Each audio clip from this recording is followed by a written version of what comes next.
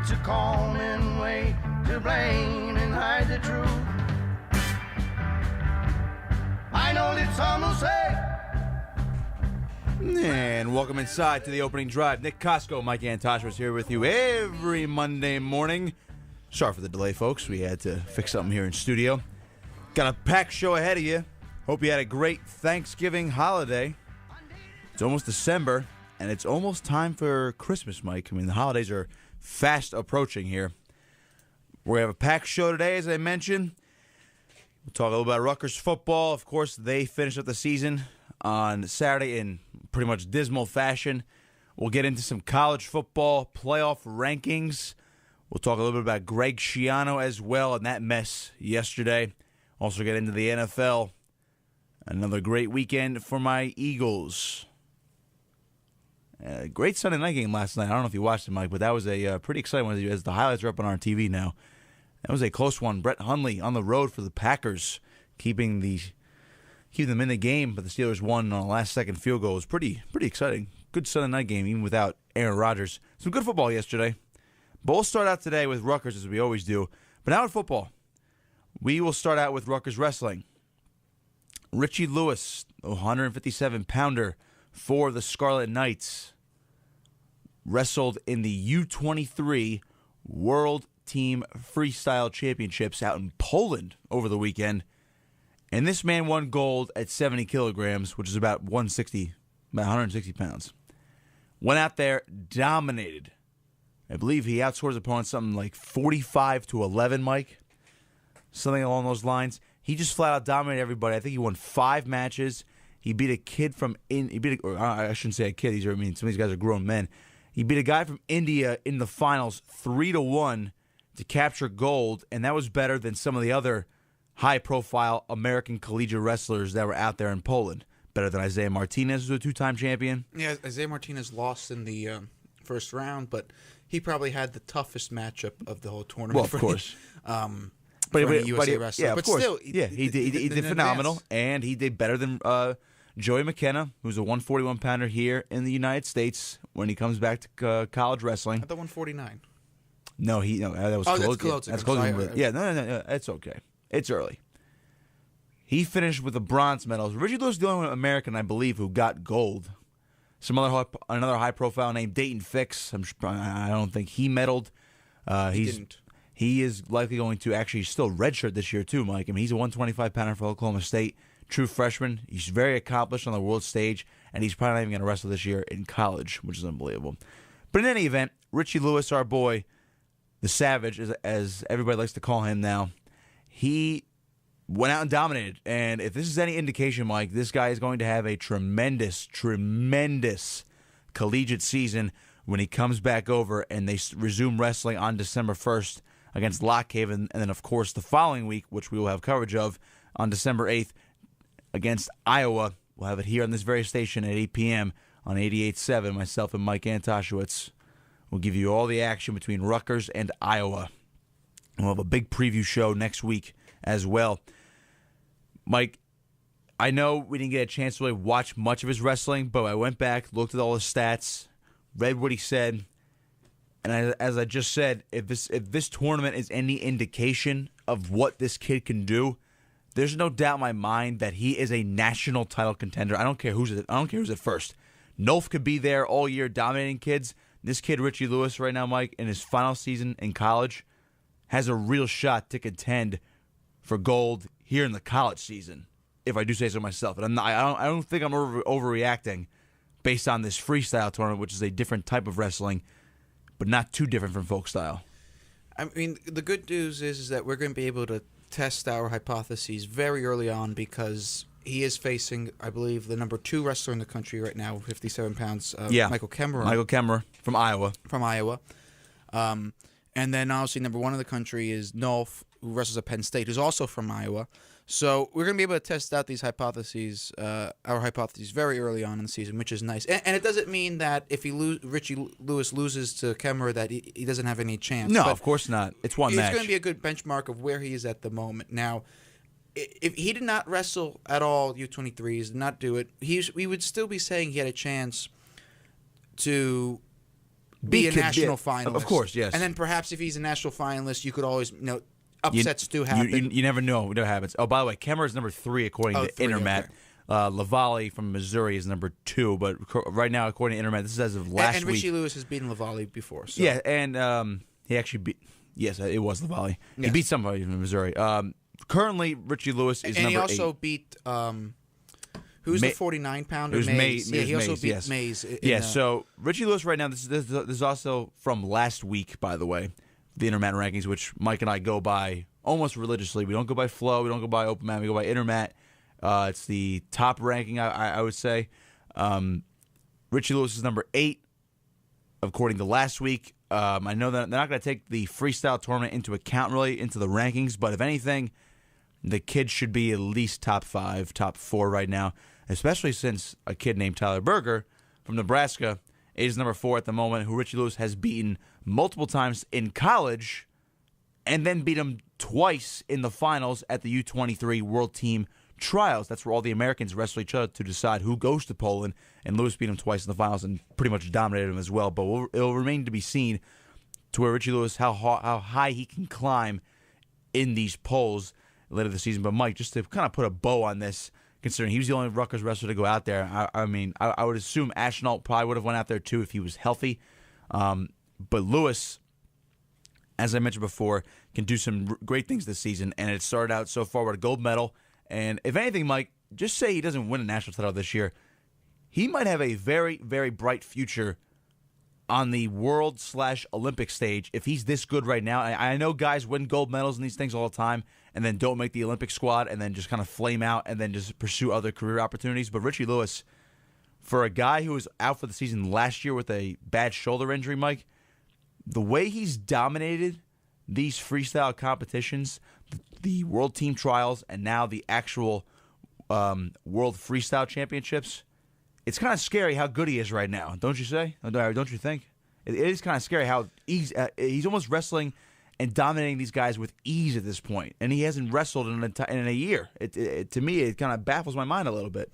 Yeah, to go back to my point from before, he was always going to be able. He was always going to be considered somebody that could contest to be a national finalist. Of course, because of Nolf's superiority in that. But maybe he wouldn't be expected at all. Nobody would expect him or would suggest that he had any chance to actually win one. But what this proves, this U23 World Championship, is that the mental aspect to his wrestling is finally something under control. And this has been something you've been hearing now since Richie Lewis got to Rutgers.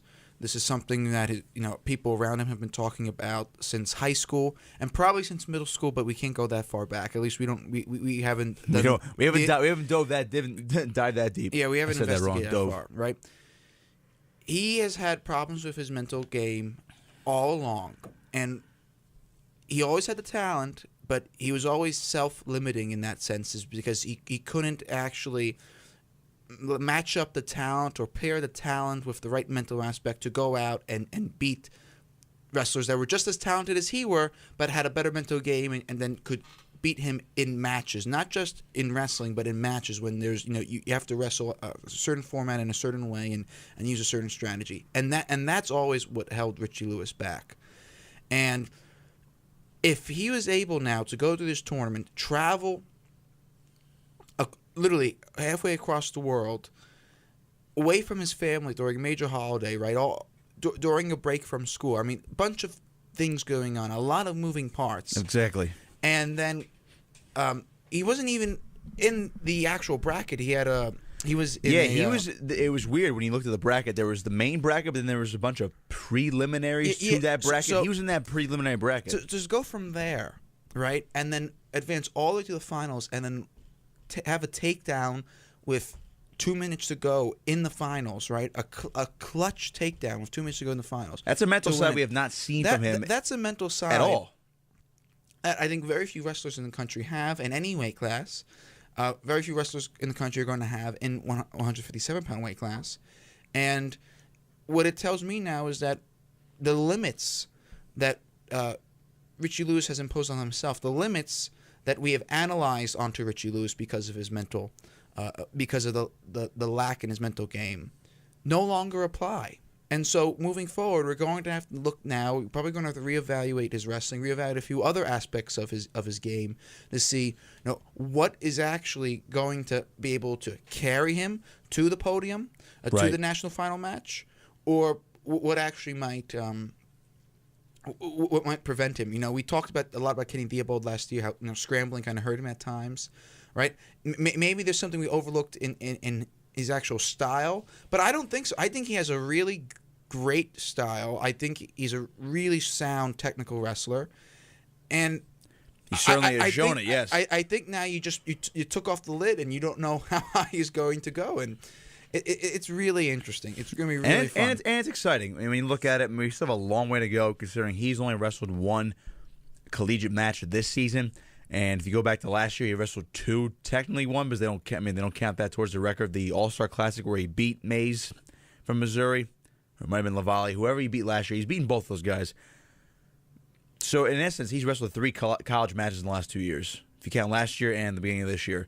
But he's wrestled all this freestyle stuff, and he's dominating. So it's going to be interesting to see where he ends up, and if there's any rust coming back to the States. I don't foresee that happening, but it's going to be interesting to see how he makes that transition for the rest of the year in his wrestling. And one other thing which is interesting too is just 2 more points about Richie. Sure. Lewis. One is that he was wrestling at a heavier weight than usual. But 70 kilograms is what, 161? Yeah, something along those lines. It's a heavier weight than usual. Now, one thing Richie Lewis talked about, he didn't really talk about his mental game so much in the post-match interviews at the World Championships. One thing he talked about was the fact that he was always small, and it was always his size that prevented him from going out and becoming an elite wrestler. Right? He always said, I was always a top 20 guy, but I never broke top 10. The reason why was I was never strong enough in these matches. I never had the size in these matches, and now I came here and I worked hard, and now I have the size. Well, you know what? He was heavier than what he actually is going to wrestle at in the U.S., which means that now his strength to size ratio is more favorable for him at 57 than it is at 61. Of course it is. Right? Now, I know 4 pounds isn't a huge difference, but the fact of the matter, that's significant for a guy. Yeah, exactly. Like, if he's a lot stronger too, I mean, he could almost end up tossing these 157 guys around all season long. So if he had to gain a little bit weight and not be at his optimal strength to size ratio, and won a world championship, and now you actually bring him back to his optimal strength to size ratio, wow. I mean, that tells you something else. It's going to be scary. Too. It really will be. It's going to be interesting to see what we get out of him the rest of the season. And last thing is, I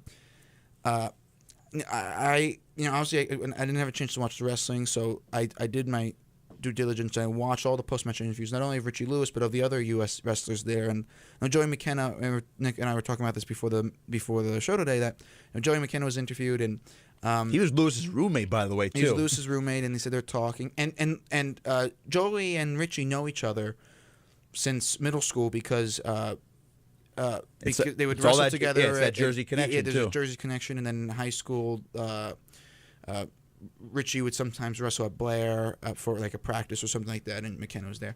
And McKenna was very complimentary towards Richie, explaining that Richie Lewis was not always a great wrestler. He wasn't a very good wrestler in high school, but then, and the guy I think had like 122-20 record in high school, but wasn't a very good wrestler nonetheless. But he's improved and he made these great leaps, and it's fantastic. You see guys make leaps, but maybe not leaps like this. And then Joey McKenna, I mean, his eyes just lit up. He said, "Yeah, and he's a really good wrestler right now. He's like one of the best wrestlers in the country right now in his weight class. He's really good." And that to me made my spine shiver, because you have getting Joey McKenna, who is one of the best wrestlers in the country in his weight class, probably one of the best wrestlers overall in the country. It has medaled in world competitions. Is an All-American already in college. Who carried his Blair, I think, to 3 consecutive state titles when he was in high school. I mean, the guy championed through and through, winning through and through. Looking at Richie Lewis and saying, "Oh yeah, this kid, he's something good. special." You have to look in, and that's it's good to hear that. Exciting. If you hear that, if you hear that from another good wrestler in relatively the same weight, and also kind of the same situation where he's a top wrestler back in the United States, still in college, I mean, that's a really, really good thing to hear, and we're excited to hear to see Richie Lewis the rest of the way, and it all starts December 1st, and of course December 8th will be the big match against Iowa, against Michael Kemmer. We're going to take a quick break. On the other side, we will have some Rutgers football. We'll wrap up the season a little bit, talk about Saturday and just moving forward, and hear some words from Chris Ash.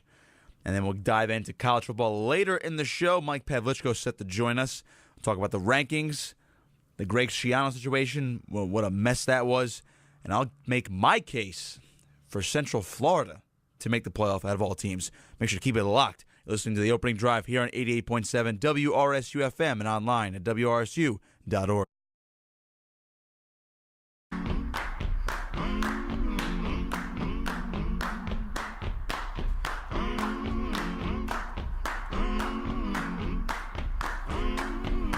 Welcome back inside to The Opening Drive. Nick Kosko, Mike Antosiewicz here with you every Monday morning, 8 to 9 a.m. A couple more shows before we wrap up the fall semester. We'll be back next semester. Not sure if we're going to be on the same date. Definitely the same time. But we'll see what day of the week we are. Probably Mondays again next semester. We'll see what happens. We want to get into some Rutgers football, Mike, as the season came to a dismal end. They were competitive, though. They were keeping that game close with Michigan State. As we're watching the TV, and of course my Eagles are coming up on the screen, so I'll be a little distracted here. There was another great win for Philadelphia, but back to Rutgers. It was against the Chicago Bears.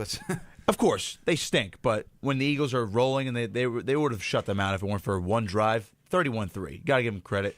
They don't overlook anybody. Back to Rutgers, Mike. Game was close. Jonathan Lewis came in, played the majority of the game. Richie was pulled at the 2 series at quarterback. Lewis came in, and I know you've heard this many times, Mike. I've been so against Jonathan Lewis playing this year because he's not ready. And the coaching staff screwed it up because they decided to burn his red shirt and get him some playing time early in the season in garbage time, but he wasn't ready at all. If you were going to burn his red shirt, you might as well just start him the entire season. But you brought in a grad transfer quarterback in Kyle Bullitt, and you had a returner in Gio Richie to mask that and allow Jonathan Lewis to redshirt. Plus, you have Zach Allen, even with a torn ACL. He's your third quarterback. Or, God forbid, you put a walk-on in. Come on. You have 2 quarterbacks ahead of Lewis. I mean, there's no reason to bring him out and burn his red shirt. But they did. And it was burned the entire season. And then the last week of the season, there are 4 wins, no chance to get into a bowl game. And if they're going against Michigan State, even at home, there's really no shot to beating them, considering the way Rutgers has played this year offensively. The defense kept them in the game. Lewis came in after 2 series, tossed a 42-yard touchdown pass. It showed off his arm strength because no other quarterback on this roster would have been able to make that throw, despite the fact that it was underthrown a little bit. But nonetheless, they scored. It was way underthrown. Schiano couldn't make that throw. No, he couldn't have. On the run like that, no way, Mike. Oh, absolutely couldn't make it. He had the arm strength. I totally disagree. No quarterback is good on this roster. Lewis could be the guy because he showed flashes of what he could do. He's got the mobility. He's got a huge arm. A flick of the wrist throws it 40 yards. It's unbelievable. But his accuracy is bad. He's wildly inaccurate. And it showed on his 2 bad interceptions on Saturday. But overall, Mike, the Rutgers football team did improve over last season. That cannot be said enough. But it didn't improve enough. I thought Chris Ash had some interesting comments on his little season wrap-up after the game on Saturday. Let's take a listen. We've made a lot of strides here this year, but obviously not enough, and that's part of the rebuild. Each year just keep improving in certain areas and keep me moving forward. Obviously, here in the last 3 games, we ran out of gas and just didn't have the depth that we needed to overcome some injuries and just the amount of reps that certain individuals had because of the depth. But that's where it's at. But I'm really, really happy about some of the things we did, and we'll have a tremendous offseason. Very excited to get started with our off-season program. We got a lot of freshmen that played. We got a lot of players coming back on both sides of the ball and on special teams, and really looking forward to getting a chance to work with them and develop them and continue to build the program and move it forward. So. Right there, you see the excitement. Man, you can't really hear the excitement as they got blown out. But, Mike, they made strides this year, although those last 3 games were pretty much a dud. And you lose to Penn State, you have a chance to go 14-0 against Penn State on the road. It's only 6-0, then you get blown out. You get dismantled by Indiana on the road, which was not expected. And then you get beat up by Michigan State. It wasn't the right way to end the season, considering this team finished 4-8. They were 4-5 at one point. They should have been 5-4 at least with a win over Eastern Michigan. Could have had 6 wins if they beat Eastern Michigan and they beat Nebraska, which was a good shot too.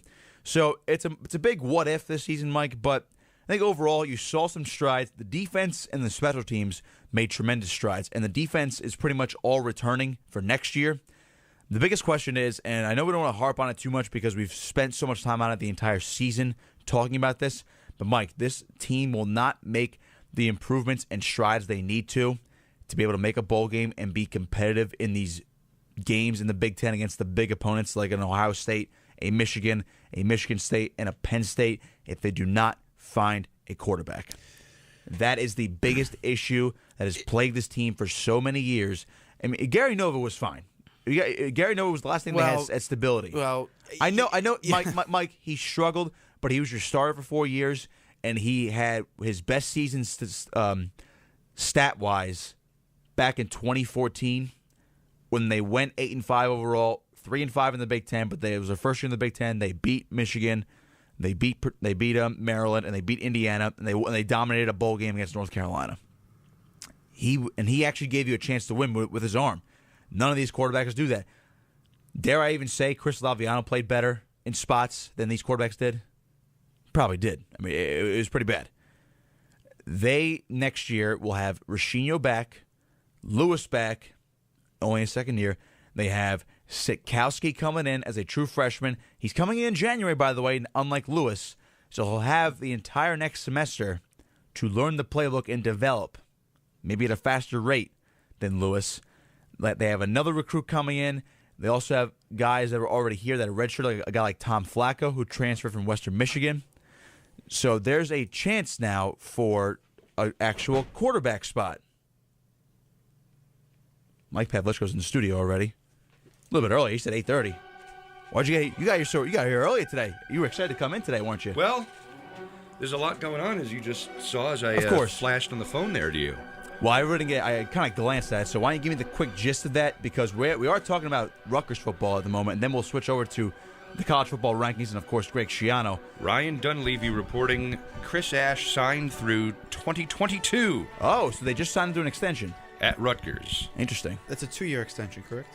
That's like a 3-year extension, I believe. 3 year? Something like that.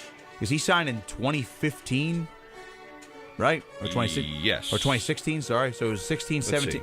It was supposed to be 16, 17, 18, 19. It was a 4-year contract. It was a 5-year, $11 million deal signed in December 2015. Okay, so 2 years on top of the deal. He, on top of the 3 he had remaining, are worth $5.1 million total. Ash's starting salary was $2 million a year with annual raises of $100,000. Those terms remain unchanged. He'll make $2.2 million in 18. All right, so there you go. There you go. All right, well, he had years left. It's not like he was going to leave anyway. I mean, I don't think a big program's going to poach Chris Ash from Rutgers, considering they've won 6 games in 2 years, and even if they're improving. But hey, if it's going to keep him here longer, and the trajectory is upward, Mike, wise move. But I mean, I think he could have held off on the extension until next year. But it's almost a moot point. Well, this is from the article here by Ryan Dunleavy. Ash coached his first 2 seasons on a signed memorandum of agreement. So this represents his first official contract. That memorandum of agreement assured he would have years added to his deal equal to the term of any NCAA sanctions placed on Rutgers as a result of the investigation preceding his arrival. I see where it's coming from. Quote from Hobbs, "This program is headed in the right direction, and I have 100% confidence in Chris Ash." So there you go. I'll take it. You know what? He's done a good job. He's doing whatever he can with what he has. So warranted. It's not like it's a 5-year extension worth $20 million, but I'll take that. It's probably the right amount of money to spend for him at this point to keep it rolling. Gives the recruits a peace of mind that he's going to be here for a while. It's like I said, I don't think a program's going to poach him away. Mike, so we wanted to wrap up Rutgers football talk with, it's the glaring issue, and I think everybody's even said, all fans, all media that cover this team are saying it. You need a quarterback. And of course, I went back to my original statement from the beginning of the year that they should have redshirted Lewis And I would agree with you in retrospect. I thought that they would play him more since they did burn his red shirt, and I was surprised that they didn't. That was my argument, considering I said at the beginning of the year, I said, if you're going to burn his red shirt, you might as well play him. But it makes no sense to do that because you brought in a grad transfer to stabilize the position, plus you have a returning starter coming back. So that, to me, made no sense. So when they did burn his red shirt and they didn't play him, well, I thought it was right and wrong. It was a double-edged sword because you should be playing him as you burned it, but you shouldn't be because he wasn't ready at all during the entire season. In which case, you shouldn't have burned it in the first place. Exactly. And, listen. It's a never-ending cycle, and it went back to this weekend where I actually made last week after we did the Indiana game here in studio and the post game. I said, I'm going to change my stance. Now you have to play him because there's no shot at a bowl game. You need to see what he has, and you need to play him next week. And of course, he didn't start, but he came back in. He came in after 2 series, which I'll take. But it just proved my point even further that he wasn't ready. And I get it was Michigan State, but you look at Jonathan Lewis. He showed some flashes. He has the mobility. He's got an arm. I think he said on those 2 interceptions that he had the worst throws of his life, basically. Well, and that he took something off them. I think it was those 2 interceptions. I think he was talking about. I think he was hesitant too because the kid is nervous. You can't be hesitant. No, of course you can't. Right. That's why I think he wasn't ready. So he showed flashes, but he also showed why he wasn't ready and should have been redshirted the entire season because he's wildly inaccurate. And I get he's got a cannon, which I love, and he can move. But even on his touchdown, Mike, if you saw the bomb, it was underthrown. Blackshear had to come back to the ball. Yeah, he had kind of. I wasn't sure if he had stopped running before the throw or after the throw, but he was standing still. It was after. There was nobody near him. Nobody was on him at all. I mean, that's a good Rabbi Blackshear, who I'm excited for. But overall, Mike, they have longest pass play of the year, by the way, for Rutgers. And no quarterback still went over 200 yards. So in any event, Mike, for next year, you have Riccio coming back, and I read Steve Paletti's article the other day.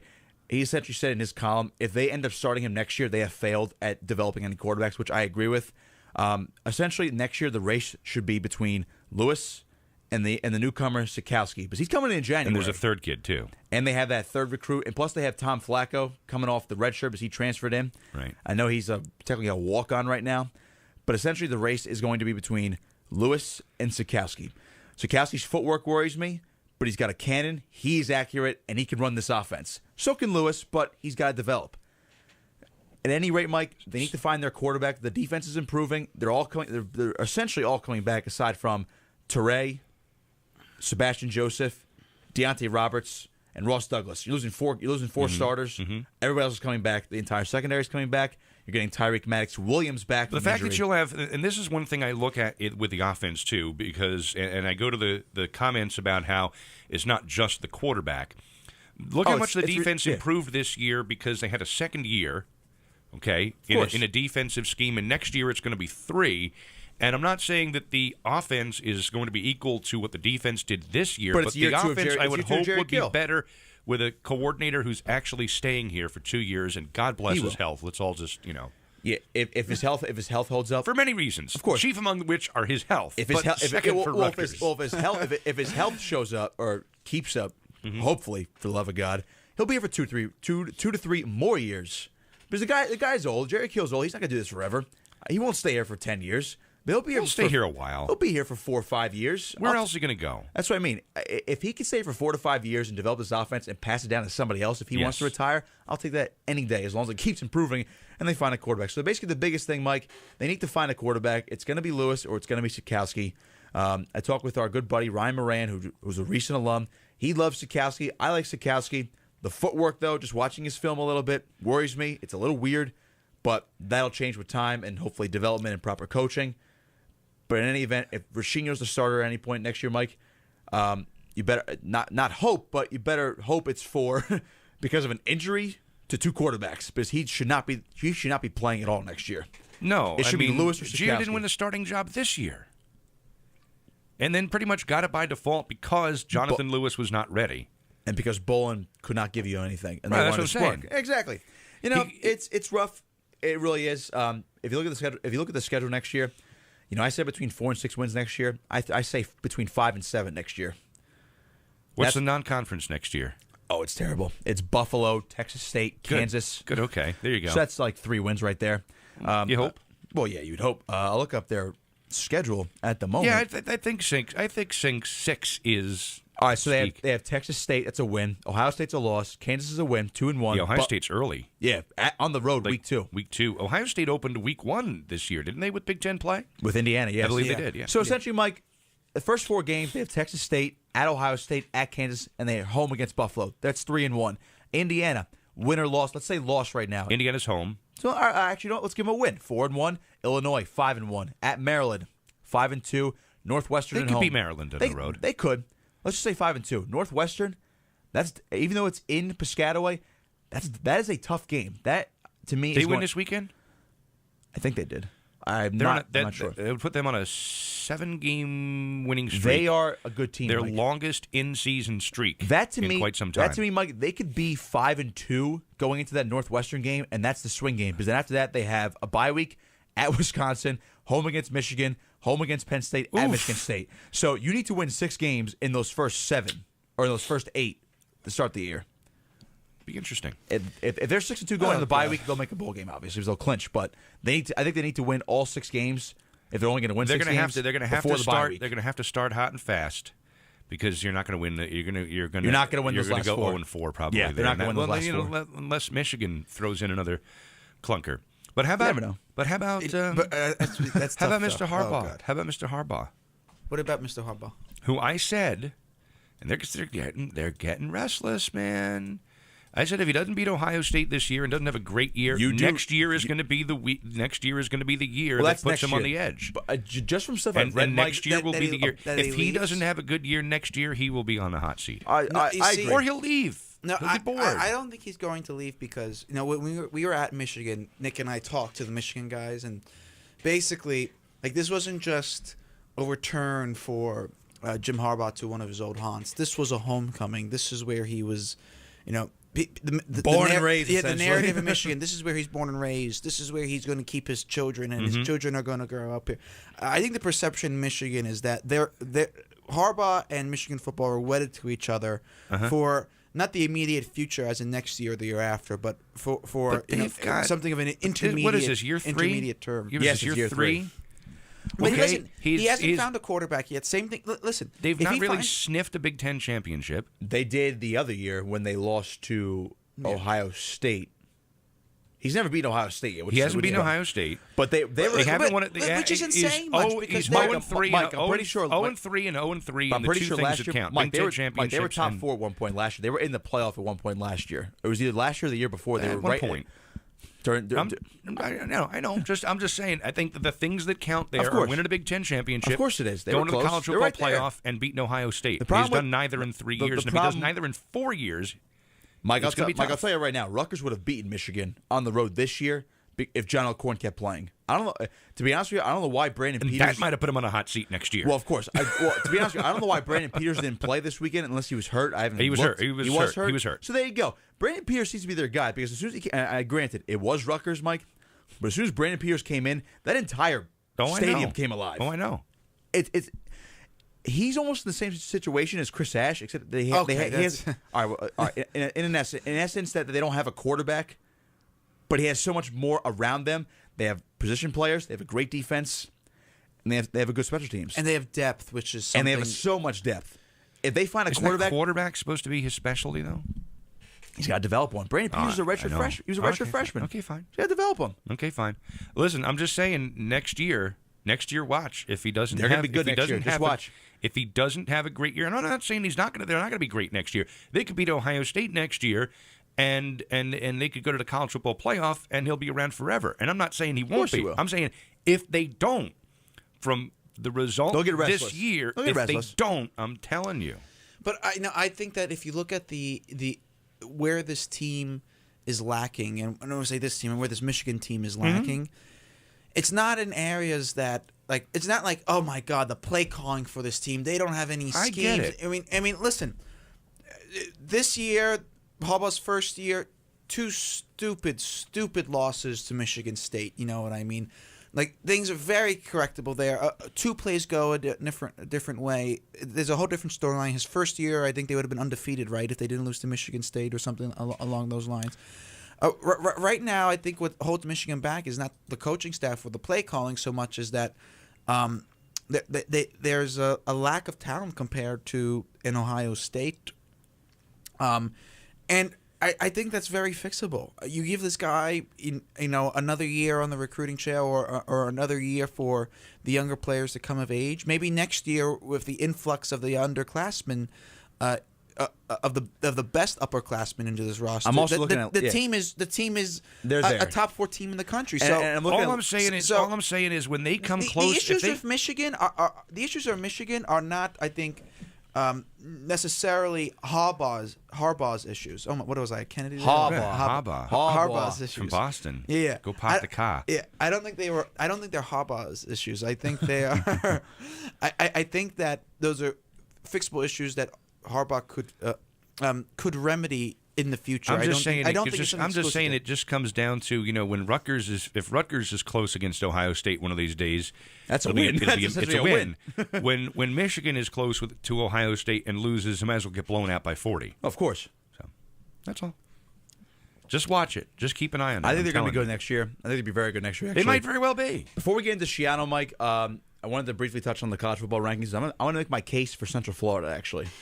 So here it is. I wish I had my phone now because I'm recording. And you're actually on camera today. How about that? I am? We managed to reach you on camera today, right in the corner. How Sorry about that. No, it's okay. I apologize to your viewers.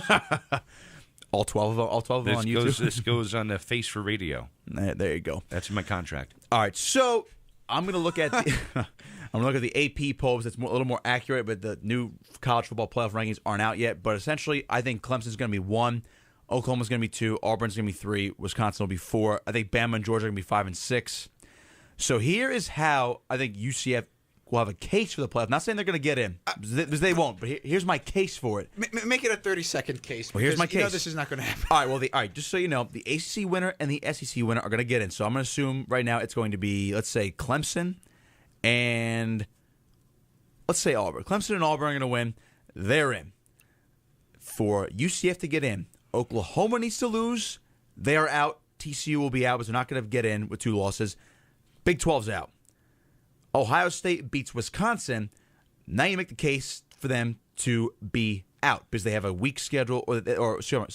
Wisconsin had a weak schedule, and they're beating Wisconsin. Say that they don't blow out Wisconsin. So now you're thinking, okay, Wisconsin had a weak schedule, and Ohio State struggled with them. Plus, they already got blown out. Ohio State got blown out by Iowa. Right. So now you have 2 spots left for 3 teams. Ohio State, Alabama, UCF, if they can roll over Memphis, which will be for the second time this year. Memphis is also a top 15 team. What's the UCF resume? But what are they now? They according to the. Why are we indulging in this? The question is the playoffs. They were 15th. What? 15? They're not making that jump. Just hear me out. The Pac-12's not getting in. What would help out also as well? USC's playing Stanford.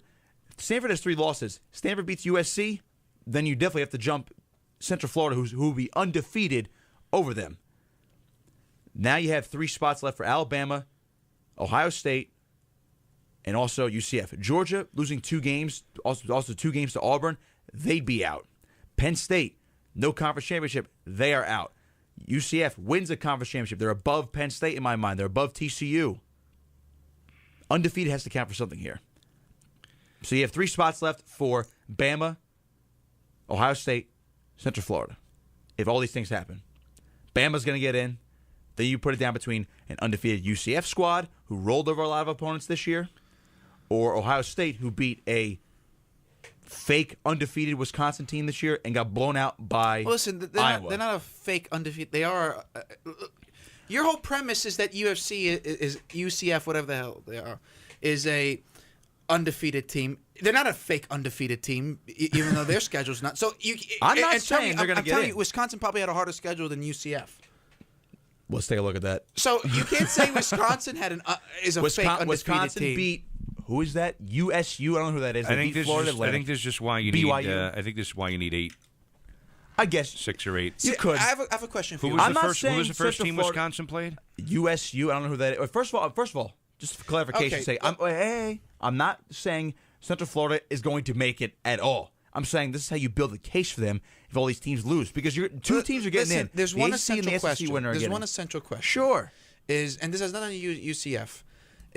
Does the committee put in Ohio State as the Big Ten champion with 2 losses over an Alabama with 1 loss? That's the question, because TCU is not going to beat Oklahoma. Obviously, it's more realistic. No, they don't. If there's one spot Mike, left, I don't think so. What do you think? No. I don't think they're getting in. I think there's too many teams who's ahead of they? them. Who's I don't they? think UCF's Bam- getting in. No, There's too we're many not talking teams. about UCF anymore. No, we're not. No. Listen, we're so off that topic. I built my case already. Utah State, by the way, that was Okay. Well, here's Wisconsin's schedule. Utah State, FAU is good this year, but come on, they're Conference USA. BYU, come on. Northwestern, okay, but it was close. Nebraska stinks this year. Purdue stinks. Maryland stinks. Illinois stinks. Indiana, okay. Iowa, decent. Michigan stunk But if this they year. win the Big Ten championship, they're in. Yeah, of course, Mike. So- if Wisconsin wins, they're 14-0, and they're going to the championship. But this is the question, right? 13-0. Sorry. This is the question, Mike. Uh-huh. Right now, Bama's at the top of the queue of non-playoff teams right now, right? Right. They're at the top of the queue of teams on the outside looking in, right? The SEC champion is going to be in. The SEC runner-up is going to have at least 2 losses, which means they're out. The ACC champion is going to be in. The ACC runner-up is going to have at least 2 losses, which means they're out. Oklahoma is probably going to beat TCU. Which means Oklahoma's in. That means 3 out of the 4 spots are left. I think you're talking about what you think is probably going to happen versus he's looking at ways that UCF can get in. Forget what he's talking about. Forget what he's talking about. We're on Ohio State and Bama now. So now, if Wisconsin wins, they're undefeated Big Ten champs. They're in. And then Bama's definitely out. But if Ohio State beats Wisconsin, do they get the 4th spot in the playoff, or does the committee give a 1-loss Alabama? I mean, listen. I think if Wisconsin that's the most interesting Wisconsin is question. good enough to be in, and you beat them in a championship game, then I think maybe you deserve to get in. That's my thing. I think if you beat a top 4 team, you deserve to get in. The problem with that is you look at what Ohio State's done this year. The committee does not like bad losses, and they had a terrible loss to Iowa, and they also lost to Oklahoma. But there's still 8. So that shows you with 2 losses how they regard that loss to Iowa. But Mike, I guarantee you, Alabama is going to be ranked above Ohio State tomorrow night. We're forgetting that a lot of this is still very subjective. Of course it is, and that's what you're dealing with. You're dealing with a committee that's doing this very subjectively. You have to wait until championship weekend is over to make that determination. I think if it comes down to Ohio State and Alabama, Alabama's getting in. First of all, the committee wants them in. I think probably. The committee wants them in. The brand is going to get them in. They only have 1 loss, especially if Auburn wins the SEC, beating Georgia twice. Auburn, I know with 2 losses, but they'll win. Yeah. Or they'll beat Georgia twice. Beat Alabama. I can see Alabama. Alabama, I could see that is a quality loss, and it was at Auburn. I'll put it this way: I couldn't argue against. I wouldn't look at Alabama or Ohio State missing and going, "How could they not get in?" If one got in over the other, I'd be fine with it. But Alabama, to me, is going to get in over fair. Ohio State in that situation. That's probably. But see, listen, I think though, and I think you brought up a really good point, Nick, is that if Auburn wins the SEC championship, Bama's definitely getting in. If Auburn wins the SEC, if Wisconsin. Well, Wisconsin wins, it's a moot point. Yes. If Auburn wins the SEC championship and then Ohio State beats Wisconsin by like a touchdown, then I think then there's a much better chance Bama's definitely that Bama's getting in. However, but if Ohio State wins 56-0 over Wisconsin, which is probably not going to happen, and then Georgia wins, then I don't think Alabama's getting in. I'm still going to say, Mike, if Auburn wins the SEC and it comes down to that last spot between Ohio State and Alabama, Bama's going to get in if Auburn wins. To me, that clinches it. If Auburn wins, Bama's getting in as long as. So who wins? Auburn, Georgia, Mike. I'll be going with you. I think Auburn's going to win. They beat him once, and Auburn it looks too good right now to not lose to Georgia. But Kerryon Johnson is probably going to be out. But they're going to win. I got to run. But okay, I got something to do before 9:00. However, Greg Schiano, I have never. I mean, nobody has ever seen this kind of backlash on social media as to what happened there, and it's amazing because it's not the rest of the country, and depending on what he may have signed or been in progress, he might be owed money. And he very well could sue Tennessee. They agreed to a deal. But did he sign anything? Is the question? Did he sign the memorandum of agreement? But that's what Chris Ash had. That's what Chris Ash has been working on for the last 2 years. So they may very well owe him some money. It's going to be very interesting. Tennessee very owed well money? Yeah. Yeah, this is going to be very. It's gonna be very Chris interesting to Ash see how has it been plays operating out. under the same thing that Schiano and Tennessee were working on last night. This No, memorandum he already of agreement. signed the memorandum So if of they agreement. signed that, well, that's what Chris Ash has been working on. That means Tennessee And if owes they him money. fired him, they would have owed him money. They might owe Schiano a lot of money. That would be great. He I might hope also so. be able to sue them, I hope so. which I don't think he would do. Would not be a smart move. I hope What's so. amazing to me is all of the I just stuff hope they that owe they him brought money. up about Schiano and Penn State. The only people that brought that up were people Tennessee. from Tennessee. Yeah, nobody else is talking about that. National media and national media knew about this story, and the AD Curry says he didn't know about the Washington Post story. I read that. What was I the don't know if Washington that's Post true or story? not, but I read that. Ms. McQuarrie, the former This is the assistant, story, yeah. McQuarrie, the former assistant of Penn State, previously named Schiano and Tom Bradley as the two assistants. Well, he said that, Bradley told him that Schiano once said something to him. It's a lot of he said, she said. Yes. It's third hand. Yeah, No, yeah. This is what McQuarrie said. No, I'll kind of sum it up here. McQuarrie said that an assistant coach told him No, that Schiano talked to him. No. He said Tom Bradley once told me that Greg Schiano Exactly. saw something. Yeah. And first of all, you can't go by that because It's it's hearsay. Bradley telling him something that you can't essentially believe yet because there's no proof of that. And it's Bradley telling something to McQuarrie about Schiano. So it's you're going on.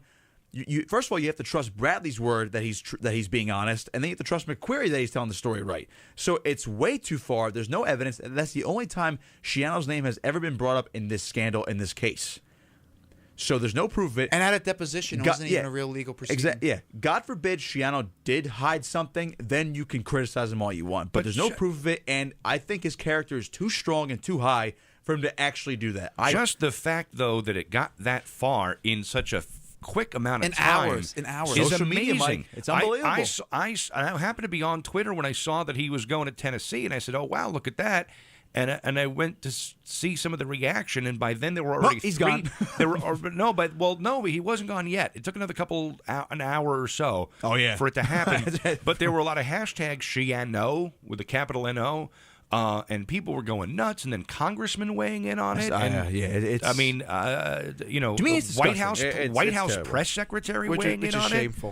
it, which is You know what, Mike? The whole thing, them hiring him, I don't think he was the best coach they could have gotten, but they don't deserve. No, I don't they think so. deserve- I don't they think deserve so a top either, to caliber be coach. honest with that. I don't think that was the best job for him either. Tennessee does not deserve a top caliber coach just because they're in the SEC. They have not been competitive in over a decade. Mike, do you realize Rutgers? I mean, I saw the stat yesterday. Rutgers won. I think you saw my tweet actually. Rutgers has won 11 games in a season more recently than Tennessee.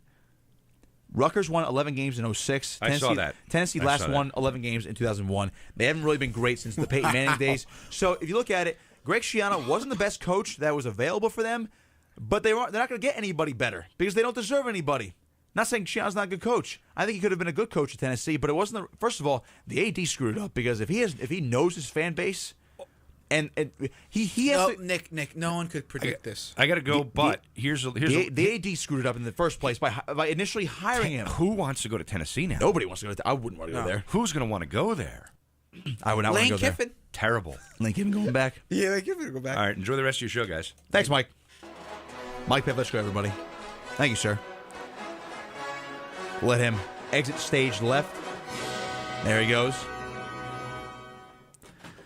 So we're going to take another quick break. We'll come back after a lightning discussion with Mike Pavlichko. Some good stuff on college football. The Greg Schiano situation, god awful. Ugh, it makes me sick. We'll come back. We'll wrap up the show quickly with some NFL talk. Make sure to keep it locked. You're listening to the opening drive here on 88.7 WRSU FM and online at WRSU.org.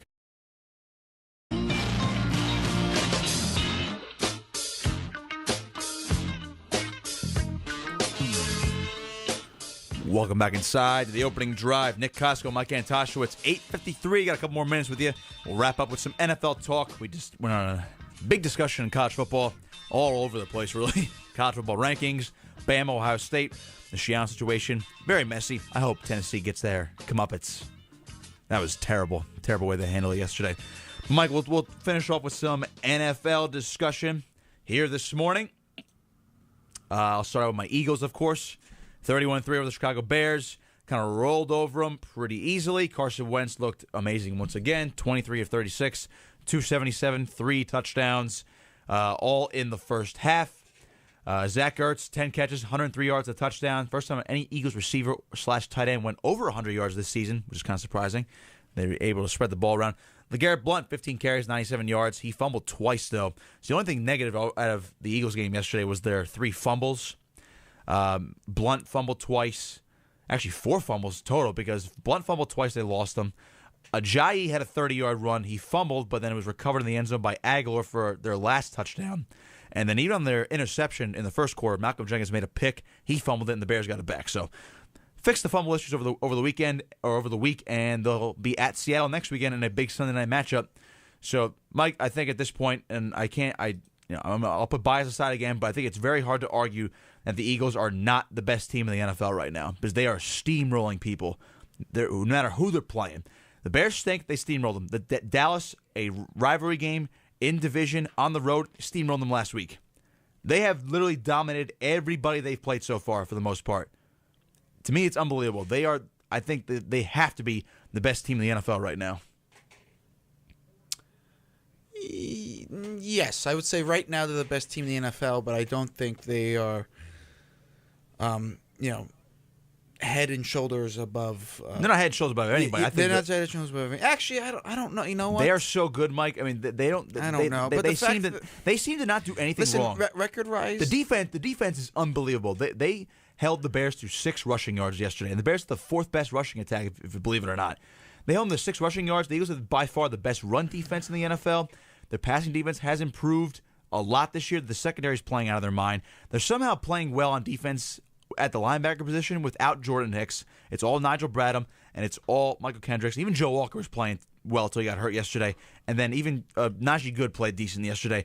The offense is rolling. Wentz is playing at an MVP level. The running game's great despite the fumbles yesterday. Alshon Jeffrey is starting to emerge as that number 1 guy that they signed him to be. Aguilar's having a breakout year. Torrey Smith is improving over the past couple weeks, too. And Matt Collins, whenever they throw him in, he seems to catch everything. They're firing on all cylinders every single week. They are definitely the best team in the NFL. Maybe not by a lot, but they are the best team in the NFL right now. Again, this is where things get complicated, right? There's the best team in terms of performance, and then there's the best team as in you had to put money on them. And if I had to put money I still put on New England.